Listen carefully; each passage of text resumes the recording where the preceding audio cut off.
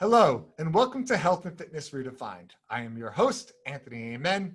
Join me today as we take a dive into the world of health and fitness, where we learn how to overcome adversity, depict fact versus fiction, and see health and fitness in a whole new light. Today, we have a special guest, Jessie, on the show. For those that don't know Jessie, well, she owns a bakery, and some might be asking right now, why are you having a bakery on a health and fitness show? That's interesting. The reason being is because she actually has a gluten-free bakery and has an amazing story about why she started it. And I don't want to spoil anything to my audience, but you guys are in for a treat. Haha, puns. Welcome to the show, Jessie. Thank you for having me here.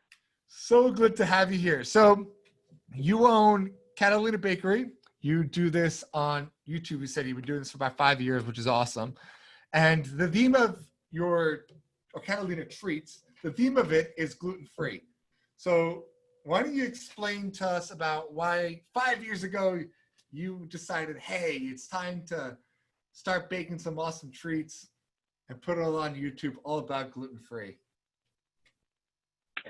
I started the bakery because I personally have hypothyroidism, and I've searched for some good gluten-free products, and they don't always taste the best. And so I wanted some stuff that was really delicious that I could share with anyone and everyone that didn't taste like a typical gluten-free product.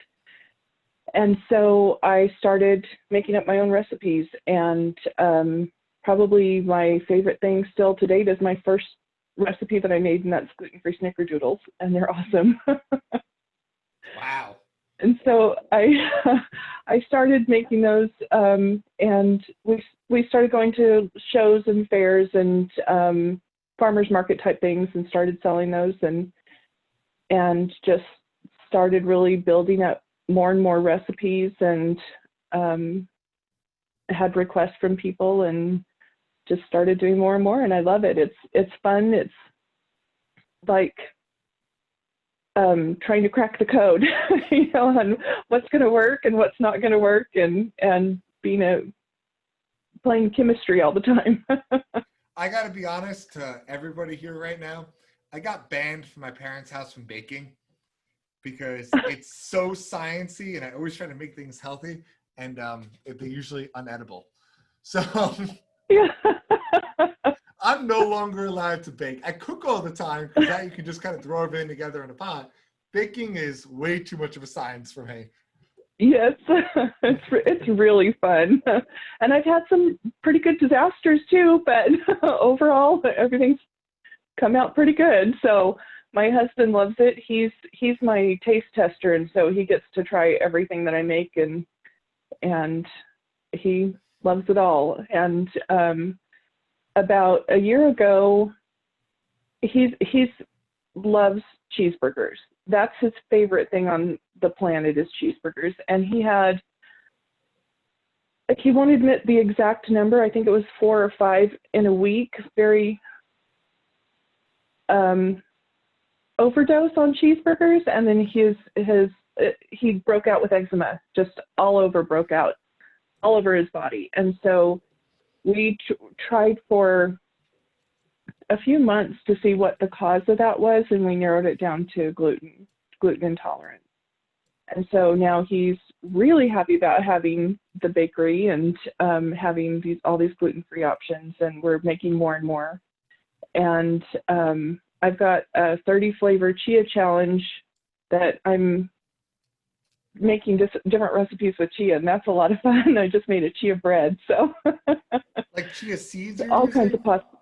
Yeah, chia seeds, and making chia pudding, and I made cold slaw with chia, and that's a great little feed. So there's all kinds of things out there that are gluten-free that are really good and really good for you, that just aren't that mainstream. Well, chia is now, but they're not like promoted as gluten-free. It's really funny. The episode before this is all about fiber. For those that remember, I went on a complete 25-minute rant talking about it. Chia seeds are my favorite additive to everything because they are so high in fiber, and they go in pretty much everything. Yes. So love that you said that. And everyone's going to go back and listen to that last episode of At Fiber and say, oh my gosh, I'm making smoothies and now adding chia seeds to all of them. Well, my next post will be chia mojito. A chia mojito? What is a Yes. chia mojito? It's just, I made it alcohol free. So it's pineapple juice, honey, lime juice, and chia, and some mint. I'm so intrigued. I'm going to have to go to Arizona and now try some chia mojito. All on YouTube. Wow, that's awesome. So you said yourself you got diagnosed with hypothyroidism. How long ago did you get that diagnosis? Oh, how many years is it now? Probably 30 years. What was your initial reaction? I think to I was it? 18. Well, my grandmother on one side and my grandfather on the other side of my family both had really bad hypothyroid. And I had heard stories about what they had gone through. My grandfather had vertigo so bad that he had to walk downstairs backwards. Wow. And my grandmother would get so exhausted and just pass out, basically. And I don't know how much they were treated for their hypothyroidism, and how much knowledge there was back then. I was on Levoxyl and Cytomel T3 and T4 for many, many years. I kind of took myself off of that because, ironically, those, as from the research that I've done, those actually have gluten in them. The pills actually have gluten in them. So I've gone on to natural thyroid now, and I do feel a lot better. Awesome. And has your thyroid been under control with the new approach you've been taking? It's better. It's definitely better. I feel more energy, and I don't think that I have as many as the symptoms that I've had before, but I can do better. And I know that one of the things that I think is beneficial for me and would be even more beneficial the more time I have to spend on it is weightlifting. Why do you say that? Because of the anti-inflammatory benefits of weightlifting.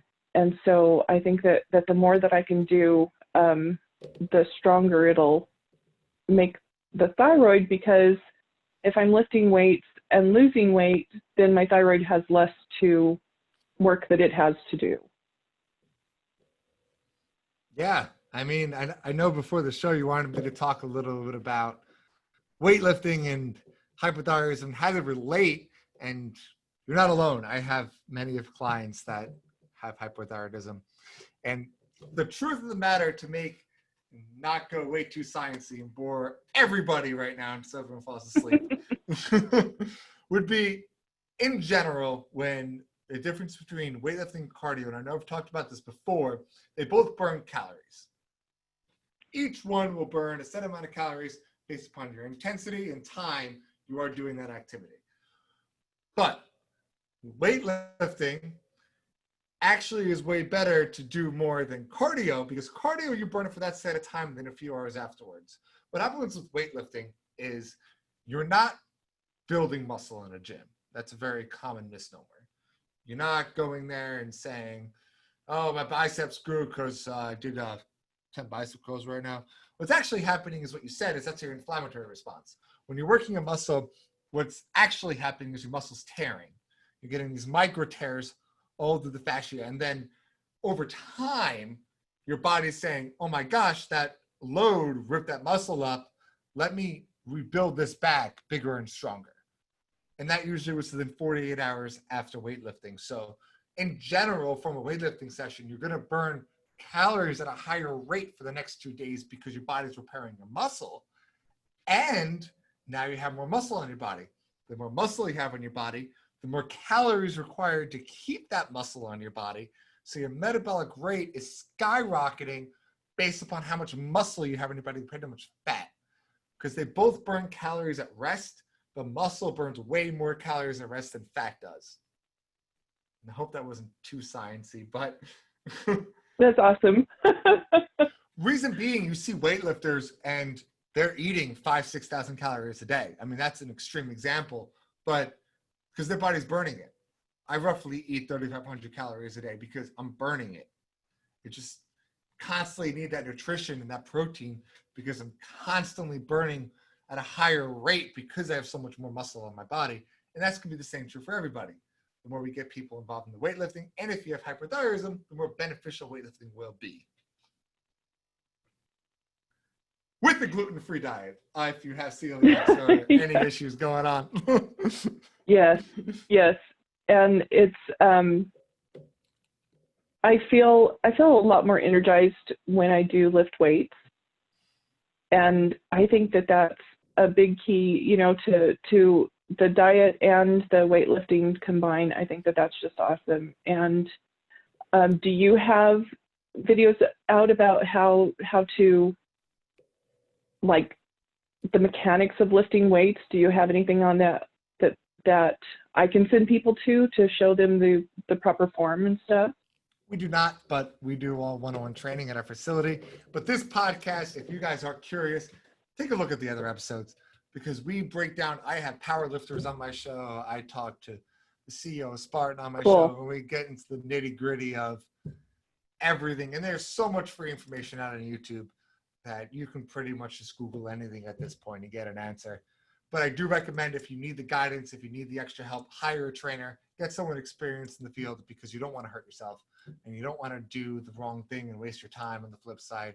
So it's important to find someone experienced with every field that knows what they're talking about so you can get the most out of it. And that's how I feel across the board with anything. Talk to people that know. You're not going to go to your friend and say, hey, I had the flu. How can I treat this? Now you're going to go to the doctor. Yeah. Yes. So talk about how you guys made that connection. I know you were talking about with your husband with eczema. How did that connection come about that it was gluten? What did you do to figure it out and kind of get that understanding of it? We did a lot of elimination, you know, at first. We did a lot of taking out certain foods, certain products that we were using. The first thing that we thought of was maybe it's like a laundry soap, you know, okay. And then other things that he was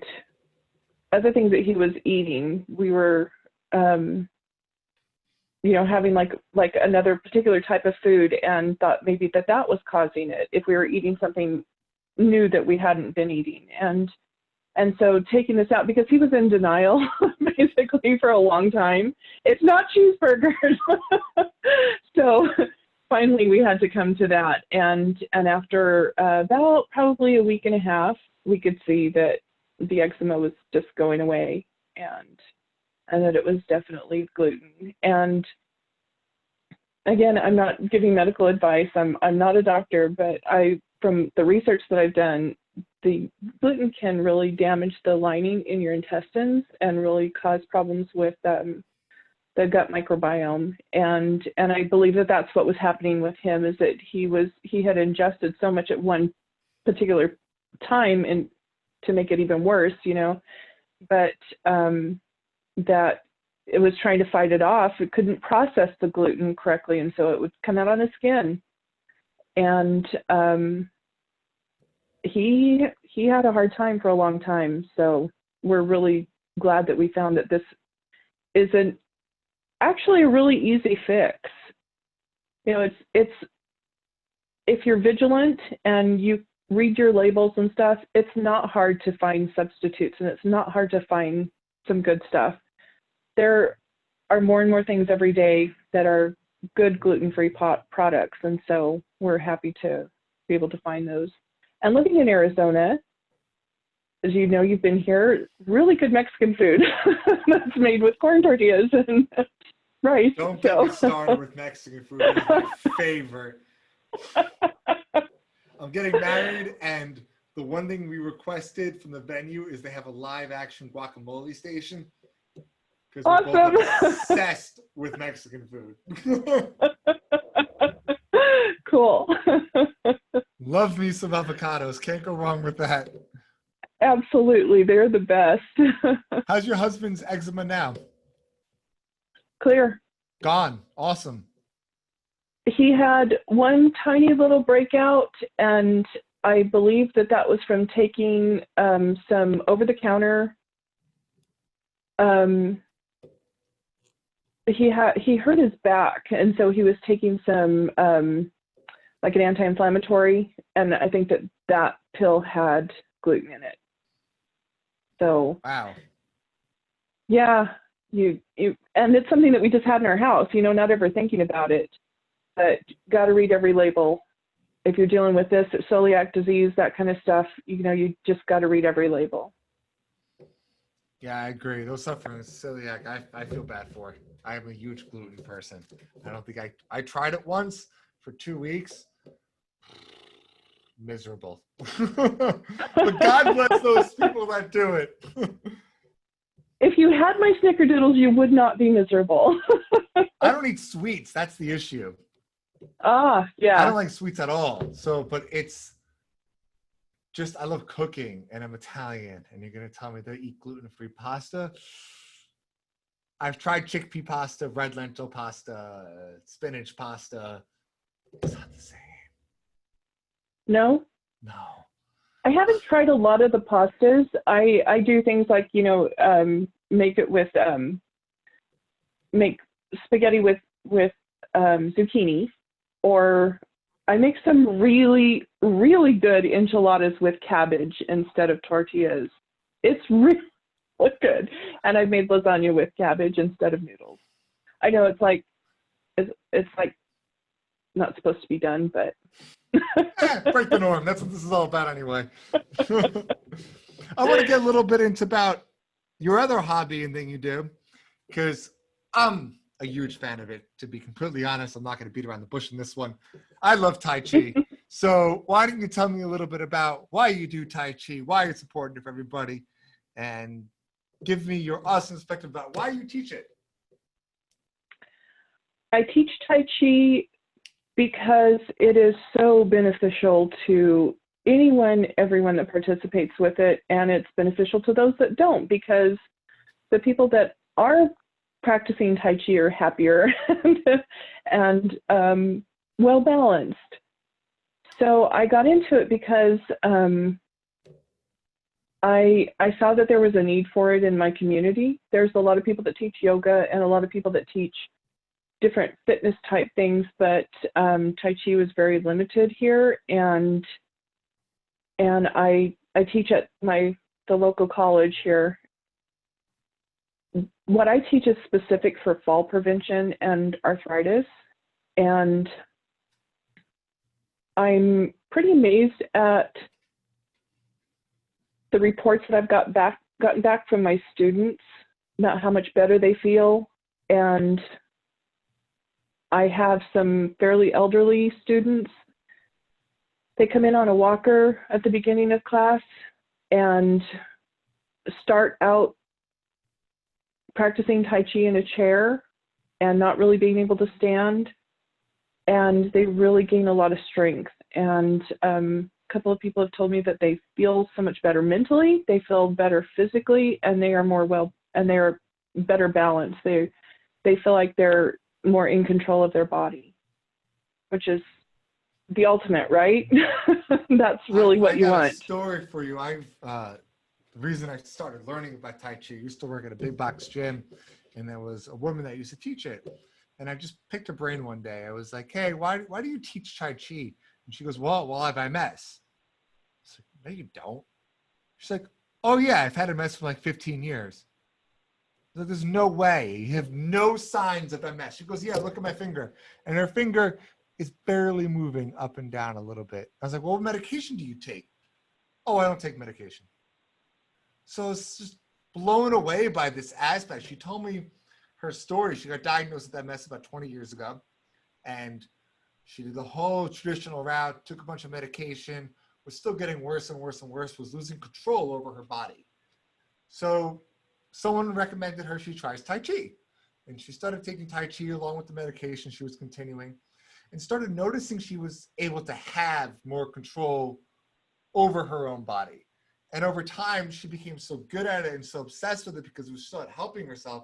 She was able to get off her medication, continues to teach Tai Chi 3 days a week to this day, and has barely any real signs of MS. I'm not going to sit here and say this is a cure for MS, because it's not, because ultimately it will take its course, but it's something to help make those symptoms that don't have to be a part of every day is a great example to put it. You can make them more tolerable. And my theory behind why Tai Chi works is something you were saying. It's that mind to muscle connection. What I've learned through personal training is, let's say, take a chest fly, for example. A simple movement is supposed to hit your chest. I've had many clients tell me they feel it in their legs, or they don't understand how this is a chest workout. And it's because they never exercised before. So they never built that neural connection from their brain to their chest to know how to contract that specific muscle. So they technically don't really have conscious control over that muscle. And they learned that through weightlifting, which is something Tai Chi teaches people. It learns how to move and contract muscles consciously instead of being an unconscious thing. And that's why I believe it helps MS, because if you can learn how to control your muscles through a conscious effort, the same way our breathing can be conscious or unconscious, we have the choice over it. We can do that with our muscles, and we can learn how to contract them, expand and contract at will instead of just based off of impulses. Absolutely. Yeah, that is so fascinating. And I think that the breathing, like you said, that's one of the most important parts of practicing Tai Chi is controlling your breathing. And the benefits that has for you in learning how to breathe can just be a life changer. So much benefit for people with depression and anxiety, and just really changing your mindset, changing your focus, and like changing your state. You're focused on your body, you're focused on how you are controlling your movement and not just taking it for granted. And it's liberating, really. It is. And a story for you, because I'm very open for my audience to understand, is I obviously, we're all human. We all fight with people. We all get those arguments where we're just like, your blood pressure boils, you're so angry, and you start really losing control of your temper. Not necessarily physical, but you start really verbally yelling and being aggressive verbally. I started meditating a couple of years back, and something I learned, which I learned in the middle of an argument, which is crazy, but for the first time in my life, after I started meditating, I realized that I was getting out of control, was able to take a step back, take a deep breath, and gear towards that breathing exercises I was working on and control myself, and that temper disappeared. And from that point 2 years ago, I have never lost my cool, because I continue breathing exercises, and I have now more control over how I react to certain situations, because breathing helps you mentally. There's more and more research showing how beneficial breathing is for our neurochemistry. I was just listening to a neurochemist on another show explaining this, how certain breathing exercises can trigger either adrenaline rushes, and we can learn how to control those adrenaline rushes through breathing, which helps take more control over our stress in our lives. And then on the flip side, you look at people like Wim Hof. I don't know if you've ever heard of him. I love him. He's awesome. Exactly. Taking breathing and then having an understanding you can use your breath to take your body to the next level where you're not going to experience pain to the necessary point you normally would. And you can push your body to the next level. But how important breathing is and having control over your breath, even to a simple scenario, like I said, but just arguing, can be way beneficial for you and greatly reduce stress levels and anxiety. Yes. Yeah, and they call Tai Chi standing meditation. And that's why I love one thing it. that I love. I love it because I'm 6 foot tall, and I don't have to get down on the floor and back up again like I did with yoga, up and down, up and down, up and down. I'm just standing and I'm feeling the benefits to that. One thing, have you ever heard of the mortar march? No.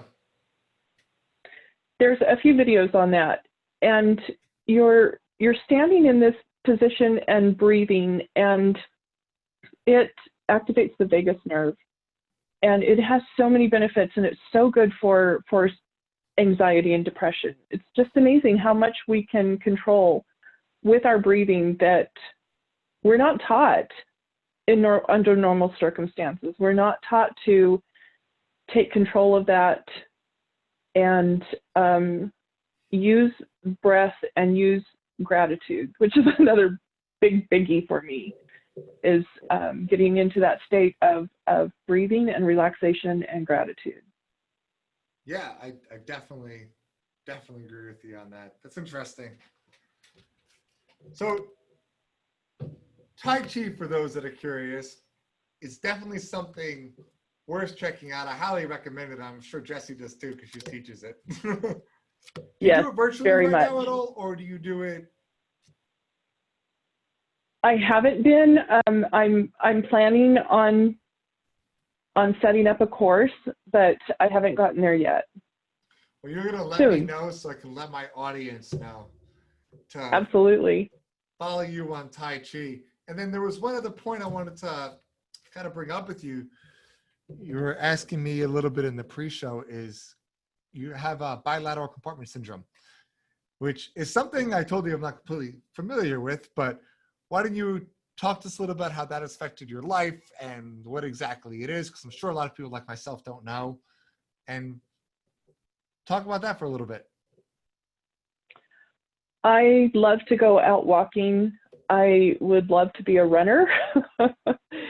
And I have tried, it's been about 10 years that I will go for a walk, and it might be 10 steps, it might be a mile, it might be never.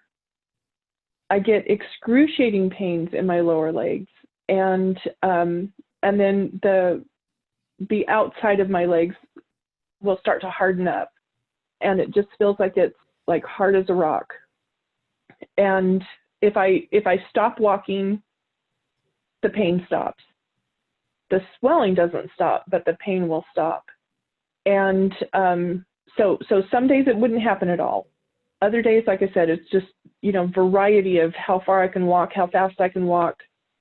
And even if I'm walking at a very, very slow pace, sometimes it'll still be really painful. And so I dealt with this for so long, not knowing what was going on, not knowing how to treat it, trying all different kinds of things. And finally was diagnosed with bilateral compartment syndrome and exertional compartment syndrome, and given options of surgery to go in and cut the fascia. And the benefit of that would be very little, and it would grow scar tissue. And still, I knew a couple of people that have had that done, and they still had problems. They still weren't able to function at ultimate, like they were, in their past before this, before they were diagnosed.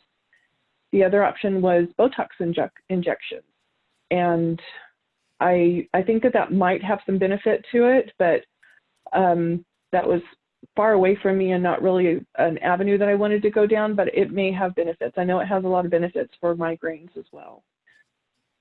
The other thing that I can do, but it has to be regular, is myofascial release. And I know a couple of myofascial release therapists, and that does really help, but it has to be a continual thing.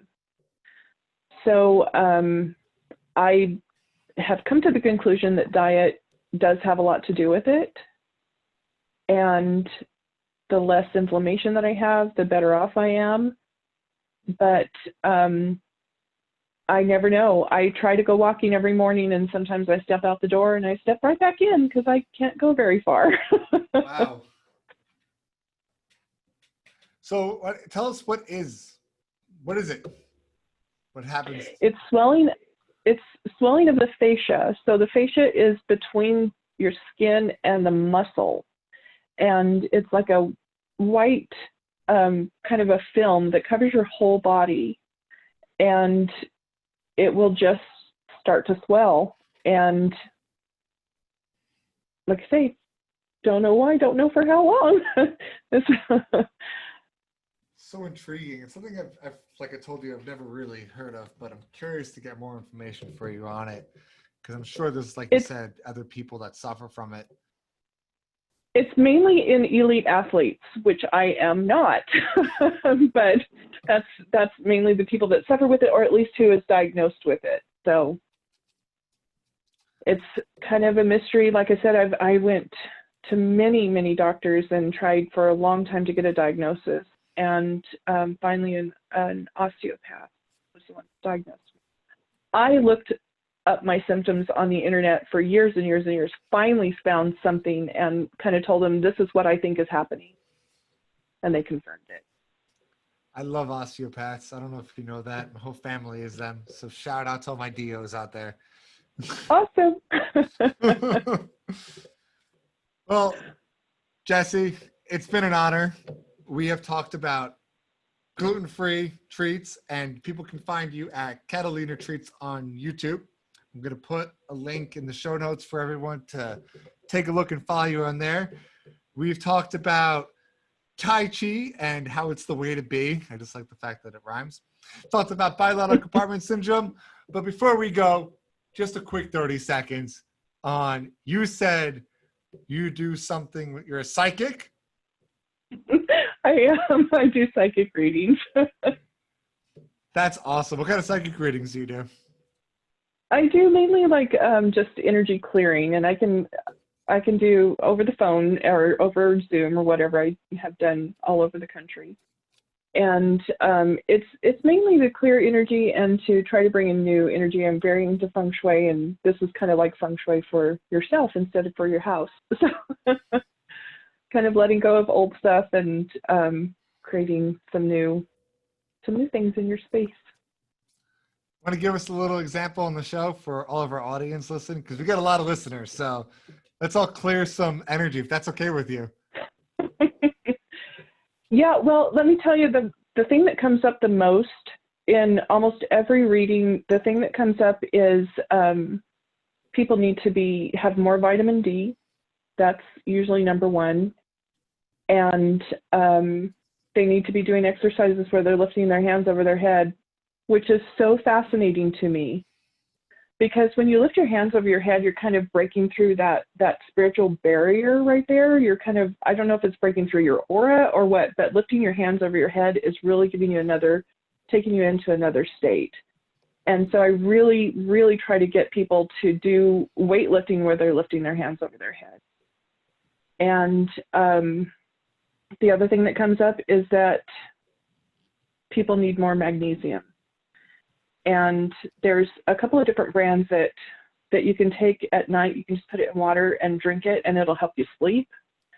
But it also helps to relax muscles. And that, I think that whole combination, if everybody would just add those three things into their lives, I think that would be very beneficial. And then do some Tai Chi. And eat gluten-free. I love it. I love it. Thank you so much. Thank you for joining us on this week's episode of Health and Fitness Redefined. Don't forget to subscribe to our show and join us next week as we dive deeper into this ever-changing field. And remember, fitness is a journey, not a destination. Thanks so much for coming on, Jessie. It was a pleasure. Thank you.